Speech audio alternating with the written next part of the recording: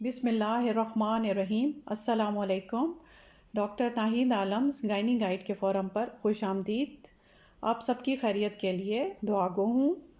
آج ہم بات کریں گے دمے میں کیا خوراک لینا مفید ہے اور کیا نہیں۔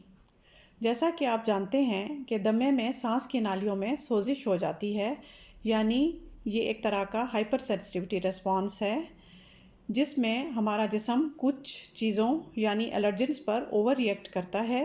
اس لیے ہمیں نہ صرف ایسے فوڈ الرجنس کا پتہ ہونا ضروری ہے بلکہ ان سے دور رہنا بھی فائدہ مند ثابت ہوتا ہے۔ ویڈیو کو آخر تک ضرور دیکھیے گا تاکہ آپ سے کوئی ضروری معلومات مس نہ ہو جائیں۔ تو آئیے شروع کرتے ہیں دمے میں کیا کھانا پینا مفید ہے۔ نمبر 1، پتی کا قہوہ، گرین ٹی یا چائے میں موجود کیفین ہماری سانس کی نالیوں کو کھولنے میں مدد دیتے ہیں اور اس طرح سکون پہنچاتے ہیں۔ نمبر 2، مچھلی یعنی فش میں موجود اومیگا 3 سوزش کو کم کرتا ہے اور مفید ثابت ہوتا ہے۔ نمبر 3، شہتوت، بیر یا اسٹرابریز اس کے لیے بہت مفید ثابت ہوتے ہیں کیونکہ یہ سانس کی نالیوں کی سوزش کو کم کرتے ہیں۔ نمبر 4، پھلوں میں سیب، کیلا اور انار خاص طور پر مفید ثابت ہوتے ہیں کیونکہ ان میں موجود وائٹامنز اور منرلز ہمارے جسم کی سوزش کو کم کرتے ہیں۔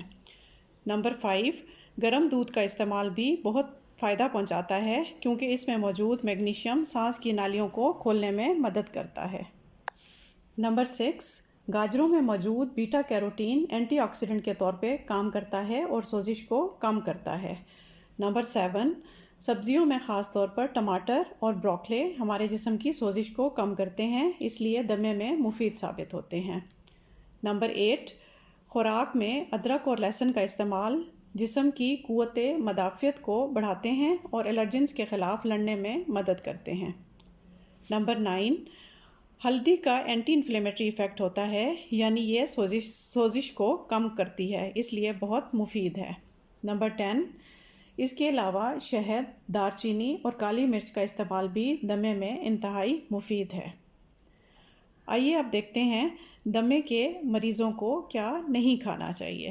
نمبر 1، جنک فوڈ یعنی فاسٹ فوڈ سے فوڈ الرجیز کا خطرہ بڑھ جاتا ہے جو کہ دمے کے چانسز کو بڑھا دیتے ہیں، اس لیے کوشش کر کے ایسی خوراک کو کم سے کم استعمال کرنا چاہیے۔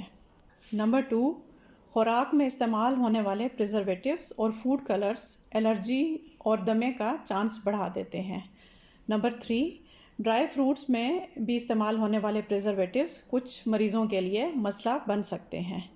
نمبر 4، اس کے علاوہ سگریٹ نوشی تو دمے اور سانس کی بیماریوں کے لیے انتہائی مضر صحت ہے اور اس پہ قابو پانا بہت ضروری ہے۔